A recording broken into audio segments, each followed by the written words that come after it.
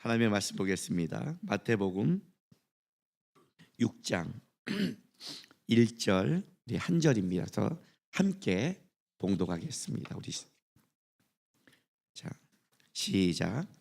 사람에게 보이려고 너희 의를 행하지 않도록 주의하라. 그렇지 아니하면 하늘에 계신 너희 아버지께 상을 받지 못하느니라. 아멘. 만만치 않은 말씀이죠, 그죠? 6장 1절인 사람에게 보이려고 너의 의를 행치 않도록 주의하라라고 말했습니다. 그런데 이 말씀이 우리가 이제 성경을 읽을 때 이제 여러분이 어떤 때는 너무 믿음이 좋아서 그냥 하나님이 하셨지 뭐 말씀하시지 하고 쭉 볼 때가 있어요. 그러니까 생각해야 될 때는 생각을 안 하고, 그리고 생각하지 말아야 될 때는 또 무지하게 생각할 때가 있어요. 오늘 이 말씀, 이 말씀은 마태복음 5장 20절 이후에 나온다면 훨씬 더 우리 느낌에 맞는 말이에요. 볼까요? 내가 너희에게 이르노니 너희 의가 서기관과 바리새인보다 더 낫지 못하면 결코 천국에 들어가지 못하리라. 사람에게 보이려고 그들 안에 너희 의를 행하지 않도록 주의하라. 그렇지 아니하면 하늘에 계신 너희 아버지께 상을 받지 못하느니라. 그렇죠? 서기관보다 바리새인 의가 낫고, 이렇게 말하고 나서 옛사람이 말한 바 살인하지 말라, 요 문맥이 더 맞는 거예요. 왜냐하면 오늘 요 다음에 이제 마태복음 6장 요 말씀 다음에 뭐가 나오냐면 세 가지가 나오는데, 구제에 관해서, 기도에 관해서, 금식에 관해서 나옵니다. 그러면 우리가 구제는 좀 여기에 좀 맞아요. 구제는 너가 사람에게 보이려고 너의 의를 행치 말라 할 때 구제는 우리가 베푸는 거니까 너가 사람에게 베푸면서 거기서 너의 의를 드러내지 말라, 좀 맞지만, 기도는 하나님과 좀 더 관계가 돼 있잖아요. 사람 쪽보다 우리가 행할 때 금식은 더 가잖아요. 금식도 하나님 쪽에 더 가깝잖아요. 사람이 쪽이 아니라. 그렇죠? 그러니까 여기서 너의 의가 사람에게 보이려고 이렇게 말할 때는 사실은 여기서는 아까 말한 5장 20절에 너희 의가 서기관보다 바리새인보다 더 나아야 된다. 그렇지 않으면 천국에 들어가지 못한다. 왜냐하면 너희가 의를 행할 때 사람에게 보이려면 안 된다 하고 나서 뒤에 우리가 말한 6개의 반대 명제, 사람과의 관계 속에 살해하지 말라, 간음하지 말라, 이혼에 대해서, 맹세에 대해서, 그렇죠? 악한 자를 대해서, 원수에 대해서 어떻게 너희의 의가 가느냐가 이렇게 설명해야 논리적으로 맞는 거예요. 이 사람의 관계가 다 끝내버리고 이제 하나님의 관계로 들어가는데, 편안간 여기서 너희 의가 사람에게 보이지 말고 주의하라 해놓고 기도와 금식으로 가면, 그래요, 물론 기도할 때 사람에게 보이려고 기도하는 사람이 있죠. 우리 안에 그런 게 굉장히 많아요. 뭐 보이려고 하는 거 있고, 뭐 어떨 때는 딱 우리가 막 모여서 기도하는데 난 나가고 싶은데 뒤에 보니까 목사님이 그날따라 담임 목사님이 앉아 있는 거야. 야, 기도 시작하자마자 나가면 안 되겠구나. 하나님, 오늘 참 재수가 없네요 하고 20분 더 할 수 있어. 응? 사람이 있어서 그럴 때 있고, 우리가 금식하고 이럴 때 사람에게 좀 그래 좀 보이려고 할 때 있어. 내가 여러분에게 그런 말 하죠. 손주들 왔을 때 쇼라고라도 성경을 봐라, 찬양을 틀어라. 그럴 수 있어. 그 정도 넘어갈 수 있지 않아요? 그게 20분 더 하고 좀 보이려고 좀 기도하고, 보이려고 좀 기도하고, 보이려고 금식 혼자 하는 거 좀 자랑질을 하지만 그게 우리에게 큰 민폐도 아니고 괴로운 것도 아니고 넘어갈 수 있는 거 아니에요?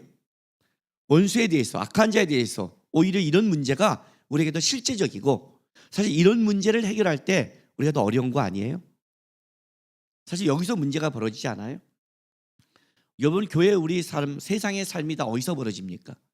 제가 기도를 좀 더 많이 했다고, 보인처럼 했다고, 저 기도할 때 좀 손을 들고 했다고, 좀 크게 했다고, 그런 건 좀 조절 가능하죠. 좀 작게 해주세요. 좀 가능하죠. 그 정도는요. 그 문제가 안 돼요. 실제로는. 실제 문제는 앞에서 벌어지는 사건이거든요.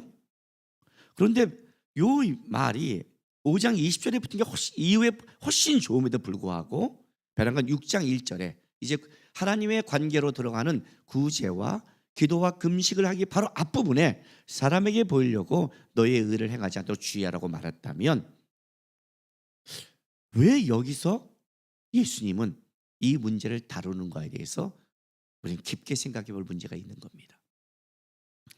일단 주님께서 의를 다루는 문제가 하나 생겼습니다. 왜 의의 문제를 다루냐면 천국의 특성이 의의 나라이기 때문에 그렇습니다. 의와 천국은 분리될 수 없습니다. 천국은 하나님의 사랑이 넘치도록 그러지만 하나님의 공의가 그럽니다. 그래서 우리가 천국을 설명할 때는 죄가 없다고 말합니다. 공의로운 것입니다. 그래서 오늘 이 본문을 시작할 때도 5장 팔복 시작할 때 6절, 이 팔복에 두 개나 뭐가, 복에 대해서 두 개나 뭐가 나누면 의에 대해서 나오는데, 의에 줄이고 목마른 자는 복이 있나니 그들이 배부를 것이며 라고 말하고, 또 10절 의를 위하여 박해받는 자는 복이 있나니 천국에 그들 것입니다 하고 팔복 중에 두 개나 이 의와 관계를 짓습니다. 이 말은 무슨 말이냐면 우리가 예수님과 관계되고 천국과 관계되고 하나님의 나라에 관계된 사람이 됐다는 것은 하나님의 나라의 의를 추구하게 됐다는 겁니다. 그러니까 방향성이 그쪽으로 가게 돼 있다는 거예요. 의를 위해서 고민하기 시작하고, 하나님의 나라의 의 때문에 배부르고 아닌 것 때문에 배고프고, 하나님의 나라의 의를 이루기 위해 이 땅에서 우리가 세상 사람의 힘들과 박해를 받아 살아가는 것, 우리의 삶의 방향이 의와 추구되는 거예요. 그리고 그 의는 어떤 의냐면, 다시 마태복음 5장 20절을 다시 읽어드릴게요. 내가 너희에게 이르노니 너희 의가 서기관과 바리새인보다 더 낫지 못하면 결코 천국에 들어가지 못하리라 그래요. 그러니까 이 의는 천국에 들어갈 수 있느냐 없느냐의 의인 겁니다. 단순하게 의가 있어야 됩니다, 가야 됩니다, 없어야 됩니다가 아니라 너희 안에 이 의가 없다면 너희는 천국에 들어갈 수 없다는 거예요. 왜 그럴까요? 그러면 행위로 들어가요? 그런 게 아닙니다. 지금 그런 게 아닙니다. 서기관과 바리새인의 의가 뭡니까, 여러분? 그게 세상의 의입니다. 천국에 들어가는 사람들은 세상의 의로 들어갈 수 없다는 겁니다. 세상보다 더 고급하고 나은 의가 있는데 그건 행위의 문제가 아니라 일단 세상의 의보다 높은 게 있습니다. 그 세상의 의로는 천국에 갈 수 없다. 이 의를 가져야만이 천국에 들어갈 수 있다. 왜냐하면 하나님의 은혜를 받은 자는 이 의가 내 속에 있고 추구하게 됐기 때문에 그런 겁니다. 그래서 뭘 설명해 주냐면 6개의 반대 명제가 나오는 겁니다. 우리 인간 관계 속에 가장 중요한 거 6개. 사람들 속에 가장 중요한 타락의 양상이 뭐예요? 힘 아닙니까? 힘. 살인은 결국 힘이라는 뜻이거든요. 힘. 그다음에 성, 인간이 갖고 있는 본질적인 거. 이 두 가지 문제에 서기관과 바리새인의 의, 그리고 주님이 말하는 의. 이혼에 가장 가까운 부부와 이후의 부부에 대해서 우리는 다 세상적인 부부가 아니거든요. 가정에 대해서 세상이 말하는 거, 내가 뭘 잘못했다고 그래? 무슨 민폐를 줬다고 그래? 그런 거 말하는 거 아니에요. 그건 세상이 말하는 의, 주님이 말하는 의.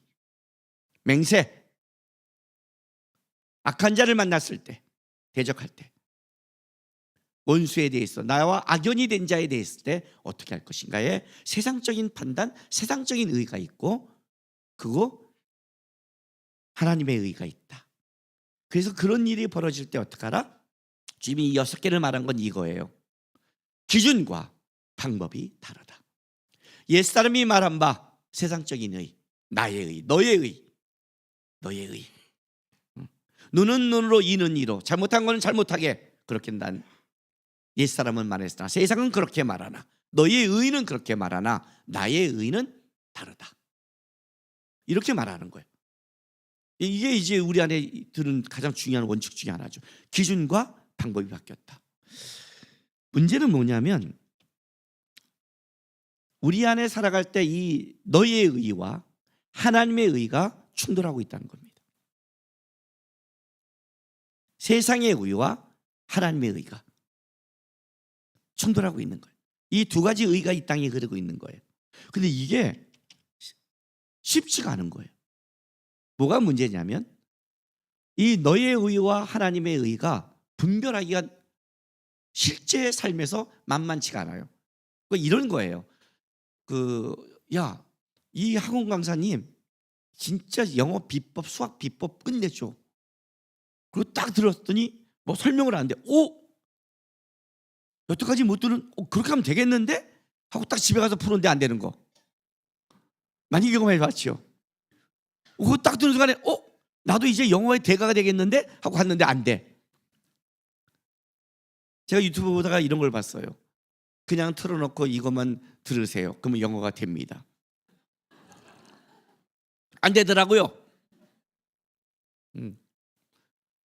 거기에 그게 없나요? 얼마큼 들어야 될지?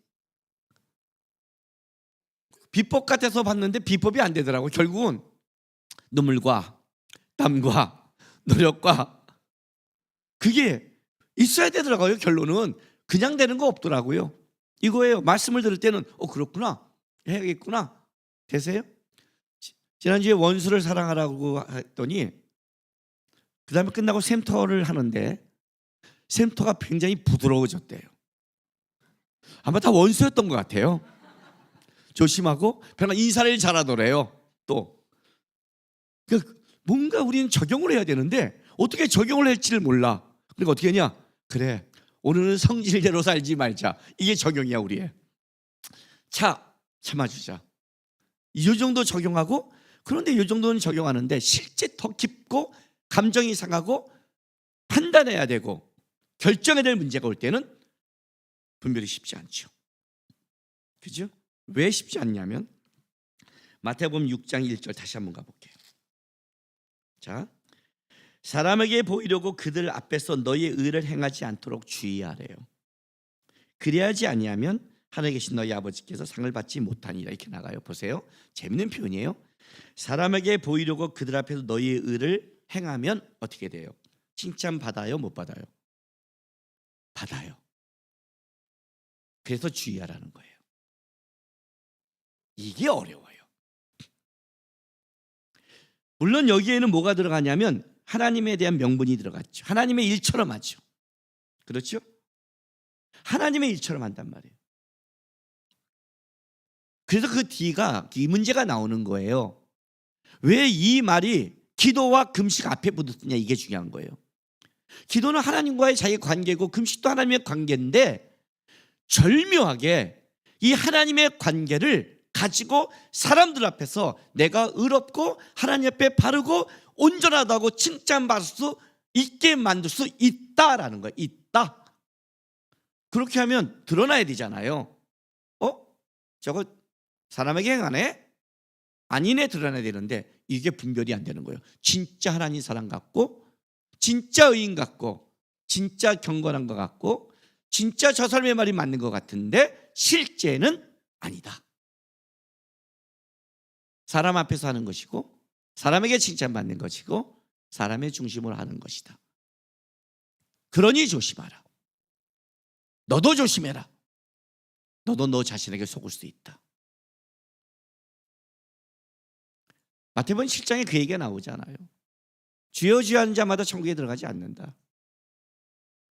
근데 그 주여 주여가 그냥 주여 주여가 아니잖아요. 보통 주여 주여가 아니잖아요. 그날에 뭐라고 그래요? 내가 주의 이름으로 선지자도록 했습니다. 여러분 선지자예요. 목사 정도가 아니에요. 선지자라고요. 직통계시를 받는 자들. 그죠? 귀신을 쫓았습니다. 이야, 능력이 드러난 자. 내가 아무리 이렇게 설교해도 여기도 귀신 4명 쫓으면 우리 교회 10,000명 돼요. 물론 다 귀신 들린 자가 5,000명을 채우겠지만. 그래서 안 해요. 정신 사나워서. 눈 드러나면 끝나잖아요. 벌써 은사 집회 쫓아가는 거 보세요. 마지막 때 오직하면 예수님이 그래요. 여기 있다 저기 있다 할 때 가지 말라잖아요. 여기 있다 저기 있다 해도 광야에 있다 골방에 있다 가지 마라. 광야 뭐예요? 세례요한 같은 자예요. 세례요한 같은 자가 나타나는 거예요. 골방 뭐예요? 신비롭지요. 얼마나 속이기 쉽지 않은 줄 아냐? 자기도 속아요. 선지자 노릇했으니까. 내가 그날에 주님 앞에 선지자 노릇했지 않습니까? 귀신 쫓았다는 능력 나타나는데 어떻게 내가 못 들어갑니까? 이래요. 내가 많은 권능을 행했지 않습니까? 속지 마라. 하나님의 것을 드러낼 수 있지만 그것이 네가 정당하지 드러낸 건 아니다. 이게 굉장히 어려운 싸움이에요. 너도 속을 수 있고 남도 속을 수 있다. 그래서 이 문제가 여기 들어가는 거예요. 왜? 하나님의 것으로 사람을 속일 수 있을 정도면 어떤 사람이겠어요? 하나님의 이름과 하나님의 정의와 하나님의 것으로 속일 수 있는 자라면 사람에 대해서 말도 없죠. 말할 것도 없겠죠. 그렇죠? 그래서 이 문제가 들어가는 거예요. 너가 어디까지 속을 수 있냐면 네가 하나님의 관계하는 것마저도 예배하면서 속을 수 있고 기도하며 속을 수 있고 금식하며 남을 섬기며 교회를 봉사하며 내가 어떤 걸 맡아서 교회를 행하면서 내가 속을 수 있다. 사람 앞에서 하고 있으면서 그것을 하나님 앞에 했다고. 그러니 조심하라. 주의하라. 경고예요. 주의하라는 거는. 얼마큼 이것이 중요하냐면 하늘에 상이 없을 것이다. 네가 입으로 사람들 앞에 내가 잘지도 그럴 수밖에 다 잘지 모르지만 사람 앞에 산 거 상 없다. 상을 줄 수 없다. 그거는. 그러니 조심해라. 특별히 하나님 앞에 쓸 때는 사람보다 더 조심한 거죠. 왜? 하나님 앞에 섰는데도 만약 이 문제가 해결되지 않는다면 그 사람한테는 사람 앞에서는 가능성이 없는 거니까. 그래서 여기에 이 문제가 깊게 들어가는 거예요. 깊게. 자, 보세요. 그러면 어떻게 우리가 하나님의 의와 사람의 의를 내가 좀 찾아낼 수 있는 것인가? 그걸 우리가 좀 찾아가야 돼요. 자, 요한복음 8장 볼게요.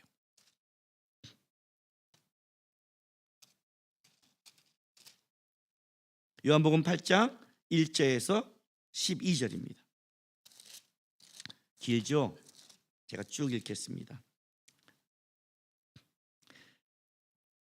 예수는 감난산에 가시나 아침에 다시 성전에 들어오시니 백성이 다 나오는지라 앉으사 그들을 가시더니 서기관과 바리새인들이 음행 중에 잡힌 여자를 끌고 와서 가운데 세우고 예수께 말하되 선생이여 이 여자가 간음하여 현장에서 잡혔나이다. 모세는 율법에 이러한 여자를 돌로 치라 명하거니와 선생님은 어떻게 말하겠나이까? 그들이 이렇게 말하면 고발할 조건을 얻고자 하여 예수를 시험함이더라.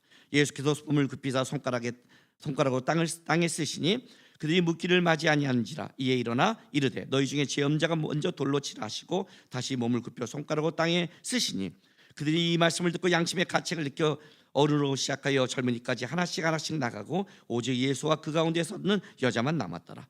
예수께서 일어나사 여자의 아무것도 없는 것을 보시고 이르시되 여자여 너를 고발하던 그들이 어디 있느냐? 너를 정죄한 자가 없느냐? 대답하되 주여 없나이다. 예수께서 이르시되 나도 너를 정죄하지 않으니 가서 다시는 죄를 범하지 말라 하시니라. 아주 굉장히 중요한 말씀입니다. 왜냐하면요, 현장범은 어떤 변명과 이유도 끝입니다. 현장범은, 그렇죠? 빼도 박도 못하는 게 현장범입니다. 그리고 모세의 율법을 어긴 겁니다. 사실입니다. 모세의 율법에. 그러니까 이거는 돌로 쳐 죽이는 것이 법에 맞는 겁니다. 예수님은 왜 이걸 돌로 쳐 죽이지 않았을까요? 세상의 법, 우리의 의는 사실과 정의밖에 없습니다. 만약에 이것이 사실이라면 우리 모두는 다 징계받습니다. 누가 하나님 앞에서 나는 아니라고 말할 수 있습니까? 물론 이 여인은 이 현장에서 간음했습니다. 그럼 여러분은 다른 현장에서 죄를 안 짓습니까? 만약 예수 하나님이 그 여러분 지는 현장에서 그때 벌을 줬다면 여기 살아남을 자가 누가 있습니까? 사람과 사람 속에서 드러나는 현장과 내가 사람에게 들키지 않는 그것 때문에 내가 공의롭다고 말할 수 있습니까? 우리는 가끔 어떤 실수를 하냐면 어떤 사람의 잘못을 딱 내가 지적하면 내가 그 잘못을 지적하는 걸로 내가 공의롭다고 착각을 합니다. 공의란 정의란 내가 그렇게 하나님 앞에 살아가는 자가 공의롭고 정의로운 거지, 어떤 사람의 잘못을 지적하는 게 공의가 아닙니다. 주님이 그걸 지금 지적하는 겁니다. 그러니 이 여자가 맞고 돌로 쳐 죽인 거는 맞는 거다. 내가 너희가 다시 묻는다. 너희 중에 그렇다면 너희도 너희의 죄에 대해서 똑같이 심판을 받아야 될 거다. 심판할 수 있는 자는 죄가 없는 자인데 죄 없는 자는 심판해라. 다른 말로 할게요. 심판의 자격은 죄와 무관한 공의로운 자만이 깨끗하다는 뜻입니다. 너희 중에 누가 이 자리에 설 수 있니? 자, 이 말을 여러분 잘 들으세요. 그럼 다 살려줘야 돼요. 그 말을 하는 게 아닙니다. 일단 이들이 갖고 오는 기준과 방법이 틀렸다는 거예요. 주님이 뭐라고 그래요? 이 여인한테 다시는 가서 죄를 짓지 말라 그래요. 주님도 죄에 대해서는 엄격합니다. 그래서 주님이 십자가를 지신 겁니다. 근데 이 사람들의 가장 큰 놓침이 뭐냐면 마음을 잃었습니다. 벌이란 죽이는 게 목적이 아니라 회복이 목적입니다. 여러분 자녀 잘못했을 때 어떻게 하세요? 잘못한 만큼 무조건 패고 벌 줍니까? 죽이려고 그러세요? 아니에요. 벌은 회복이 있잖아요. 회복. 어떤 때는 벌을 줘야 돼요. 두 가지예요. 벌을 줘야 그 사람이 거기서 자유로워집니다. 벌을 받았기에 자유로워집니다. 벌을 줘야 교정을 하는 겁니다. 세상의 저기는 죽이는 것밖에 없습니다. 이게 무섭습니다. 우리가 이 성경을 읽다가 여러분이 가끔 이거 좀 이래 하고 이해 못하는 본문 중에 하나가 있습니다. 그게 뭐냐면 시편 51편 보세요.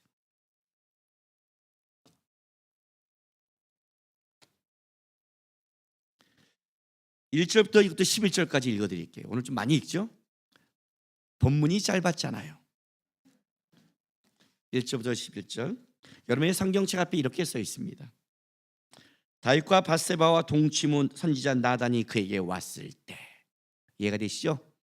밧세바를 범하고 선지자 이제 범한 후에 나단이 징계했을 때입니다. 단순히 범한 게 아니라 우리아를 죽이는 살인 사건도 연결된 겁니다. 자, 하나님이여 주의 인자를 따라 내게 은혜를 베푸시며 주의 많은 긍휼을 따라 내 죄악을 지워주소서. 나의 죄악을 맑게 쓰시며 나의 죄를 깨끗이 제하게 하소서. 물론 나는 내 죄가를 나오니 내 죄가 항상 내 앞에 있나이다. 내가 주께만 범죄하여 주의 목전에 악을 행하였사오니 주께서 말씀하실 때 의로우시다 하고 주께서 심판하실 때 순전하시다 하시리이다. 내가 죄악 중에 출생하였으며 어머니의 죄 중에서 나를 잉태한나이다. 보소서 주께서는 중심이 진실함을 원하시오니 내게 지혜를 은밀히 가르치시나이다. 우슬초로 나를 정결하게 하소서. 내가 정하리이다. 나를 죄를 씻어주소서. 내가 눈보다 희리이다. 내가 즐거고 기쁜 소리를 들려주사 주께서 꺾으신 뼈들로 즐거워하게 하소서.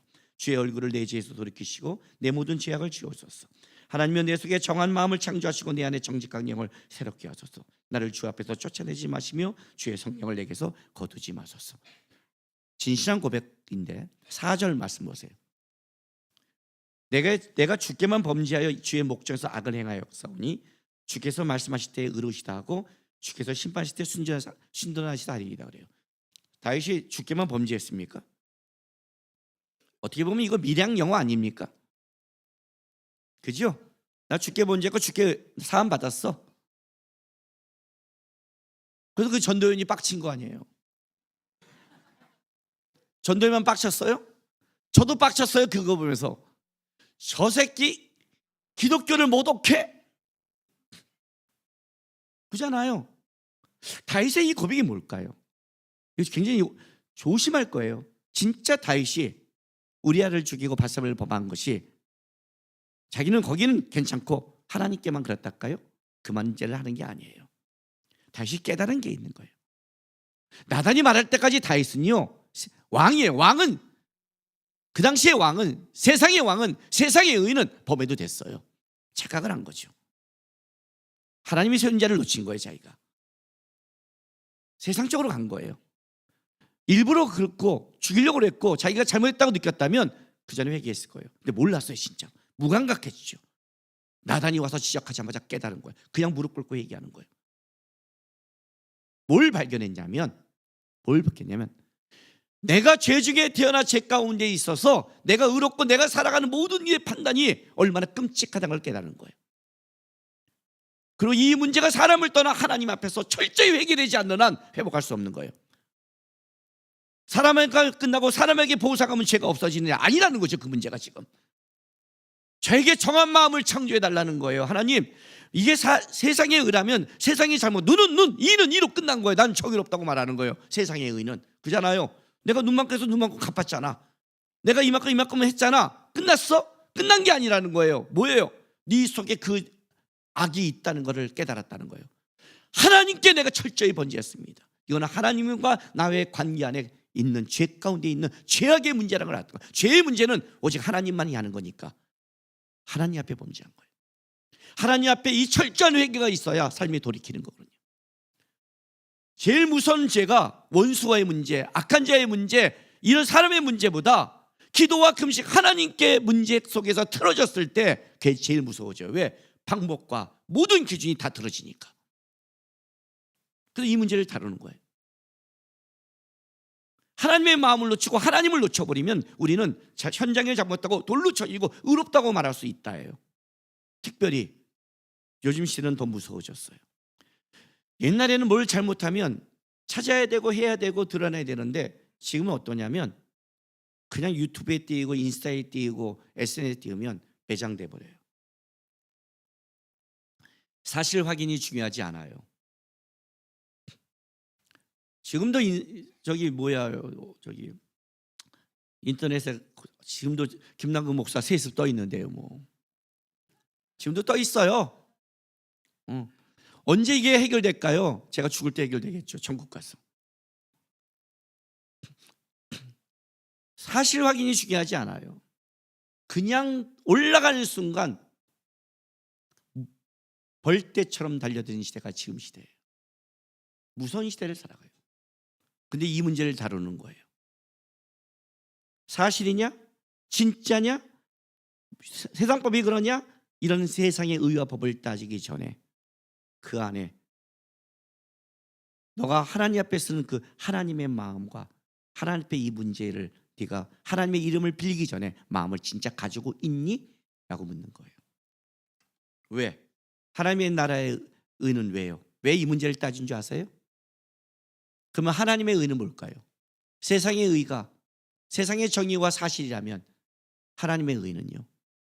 하나님의 의는 세상에 없습니다. 그래서 세상에서 출발하면 하나님의 의에 도달하지 못합니다. 세상에서 의로 출발하는 의는 서기관과 바리새인에 의해서 끝납니다. 그래서 서기관과 바리새인들이 자기가 옳은다고 생각했습니다. 세상의 의는 로마서 3장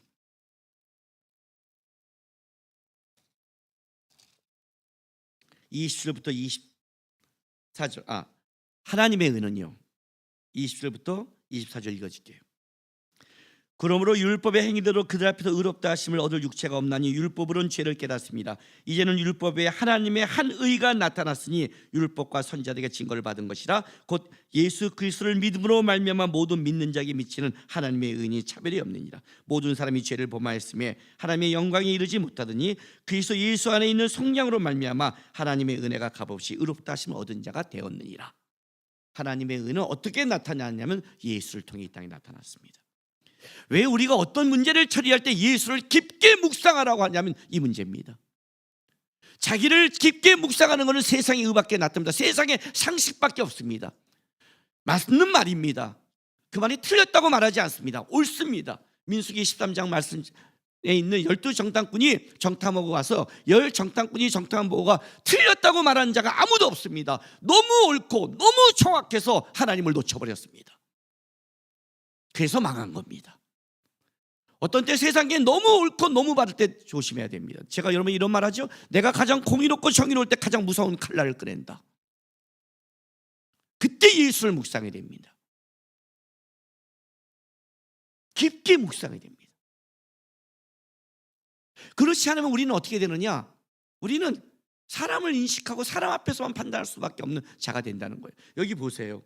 마태복음 6장 다시 돌아갈게요. 2절 보세요. 그러므로 구제할 때 외식한 자가 사람에게 영광을 받으려고. 그렇죠? 5절 보세요. 6장 5절. 또 너희가 기도할 때 외식한 자와 같이 하지 말라. 그들이 사람에게 보이려고. 16절.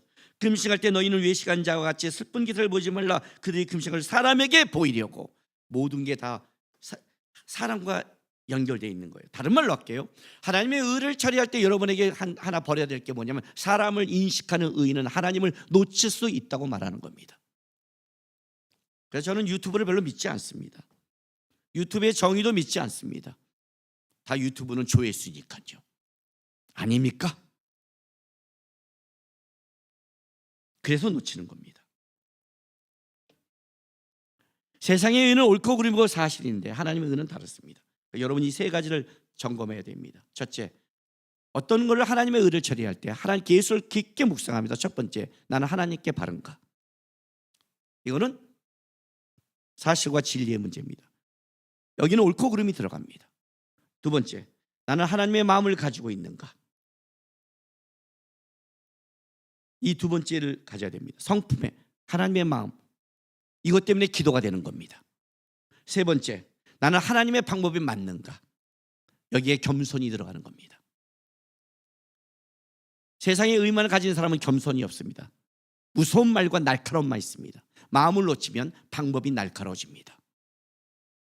그래서 이 방법을 보면 그가 마음이 있는지 없는지를 압니다. 마음이 있는 자는 어떻게 살려고 그 안에 겸손이 들어갑니다. 성경이 말한 바와 같이 어떻게 돼요? 누가 잘못했을 때 먼저 은밀히, 죽이는 게 아니라 회복을 위해 개인의 의사로 받아들이면 여럿이, 그것도 아니면 이거는 공동체가 전체가 말하는 거라고 얘기하고, 공동체 전체가 아니면 추방하래요. 추방할 만한 죄를 져도 그런 단계와 겸손과 방법입니다. 왜 이게 중요하냐면, 우리는 자기중심적이고 세상에 의해 가득하니, 잘못하면 우리는 하나님을 빙자해서, 기도를 빙자해, 금식을 빙자해 사람을 죽일 수 있는 존재라는 걸 깨달으라는 뜻입니다. 얼마나 사람이 자기중심적인지 제가 얘기할게요. 지금 말씀이 너무 심각해지니까 여러분이 지금 눈이 그냥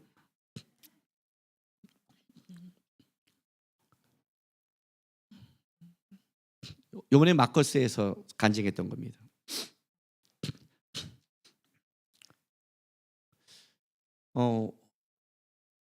8월 달 정도인가? 정확한 모르겠어요. 우리 소진영 예비인도자가 석 달에 한 번씩 이 암 때문에 이제 그 병원에 가는데, 의사가 뭐라고 말했냐면, 너무 이제 좋아져서 1년에 한 번 와도 된다라고 이제 그렇게 받았어요. 좋은 사건이잖아요.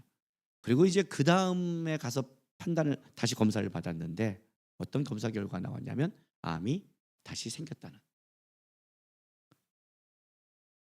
끔찍한 거죠. 그래서 다시 검사를 받고 다시 하자는 거예요. 저한테 이제 기도 제목 한 거예요. 왜냐하면 옛날에 암에 걸려서 약을 먹을 때부터 같이 내가 맡아서 사역한 걸 내가 옆에서 본 사람이고, 그것이 약을 먹으면서 투병하면서 살아가는 게 쉽지 않고 20대보다 더 나이가 들어 쉽지 않음을 알기 때문에 가슴이 철렁한 거였어요. 그리고 이제 얘기하는, 위로를 해야 되잖아요. 어떻게 위로하세요? 그래서 물었어요. 검사 들어갔니? 언제요? 들어갔니? 네. 언제 결과 나오니? 네. 언제 나온대요? 병원에 몇 시니? 4시래요. 딱 듣자마자, 진영아 괜찮아? 네? 암 아니야. 검사 결과 암으로 안 나와. 염려하지 마. 너무 자식 확신 있게. 걱정하지 마. 왜요? 그날 9시에 내가 우리 아내와 결혼 30주년 북유럽 여행 가. 설마 하나님이 우리 아내와 30주년 결혼기념일 여행을 가는데, 그 여행을 여태까지 준비시켰는데 너가 암이 나오면 내가 20 동안 어떻게 여행을 하겠니? 기도만 하지. 우리 하나님이 나한테 그럴 뿐이 아니야. 우리 하나님은 나의 영혼을 분명히 잘 시켜줄 뿐이야. 아니야. 도준형이 네 했는데 나중에 가기 전에 먼저 나왔어요. 그리고 나한테 이렇게 말해요. 목사님, 저니까 상처를 안 받은 거예요. 그리고 이렇게 말해요. 목사님, 야, 위로를 이렇게 하는 분은 처음 봤어요. 보통 이렇게 말하면 야, 너 예배 인도자야, 너 사역자야, 너 하나님 사랑하시오, 하나님 보시오, 걱정, 이렇게 이루어야 되잖아요. 근데 저는 그게 진심이었거든요. 딱 듣자마자 에이 아니야. 왜? 에휴 우리 아니 나를 떠나서 우리 아내가 많이, 저는 그래도 많이 다니잖아요. 초청도 받고. 우리 아내가 결혼사진 중에 어떻게 가는 건데 하나님 여러분 우리 아내가 어떤 사람인 줄 아세요? 예? 사도 바울의 고백처럼 나는 바리새인 중에 바리새인 중이요 율법에 태어난 자요 유대인 중에 유대인이 우리 아내예요. 우리 아내니까 제가 잡혀 살아요. 알아요? 내가 출애굽기 10장 설교를 딱 하고 와서 목요일 오자마자, 설교 끝나고 오자마자 본문이 생각나서 소중한테 전화를 했어요. 진영아, 다음 인도자니까 다음 본문 이거야. 미리 말해줄게. 생각날 때 오자마자. 근데 그날 진영이가 아파서 못 왔어요, 목요일 날. 그래서 전화로 한 거예요. 예배 끝나고 와서 전화 딱 하고요, 한참 얘기하고 그런 설교 설명하면서 이렇게 말했어요. 나는 설교에 대해서 상급이 없는 사람이야. 없어. 나는 너무 상을 받았고 하나님 앞에 상이 없어. 그랬더니 우리 아내가 줬다가 안방으로 싹 들어가는데, 들어가다가 다시 쑥 넣더니 나는 소파에서 전화하고 있는데 배가 나를 보면서 딱 이러면서 이렇게 말하는 거예요.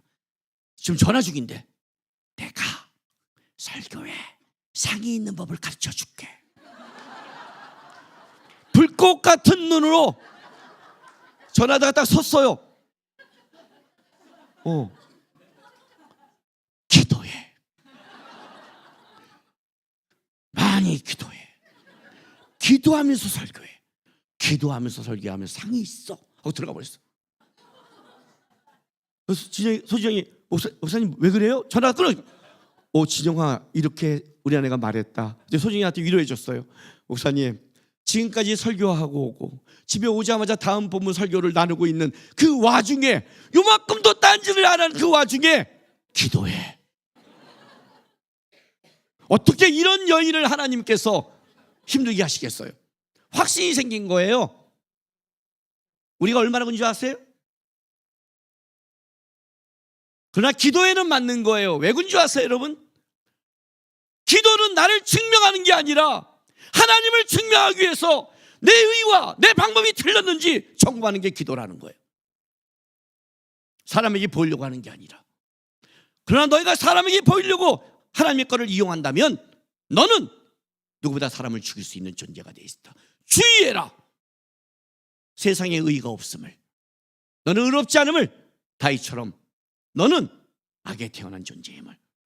그러므로 너는 사람에게 보이려 하지 말고 은밀히 보시는, 사람이 그 앞에 있어 우리가 속기 쉽지만 하나님 바라보면서 내 의가 하나님 앞에 오른지, 아니 하나님의 의가 나타난 예수를 붙잡고 있는지, 이게 예수의 마음인지, 이게 예수의 방법인지, 이게 예수가 원하는 건지를 깊이 묵상하라.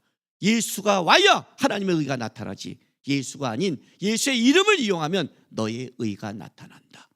그러니 기도하면서 예수를 붙잡고 주의하고 하나님 앞에 옳게 정직하게 살아가라, 이 얘기를 하고 있는 겁니다. 여러분, 우리 모두 죄인이고 부족한 자입니다. 남의 잘못을 얘기할 때 기도하시고 고민하시고 마음이 있나 보시고, 하나님, 내가 은혜하지 못해도 사람을 함부로 죽이지 않고 예수 붙잡으면서 살겠습니다 하는 하나님의 신앙인이 되시기를 주의 이름으로 바랍니다. 기도하겠습니다.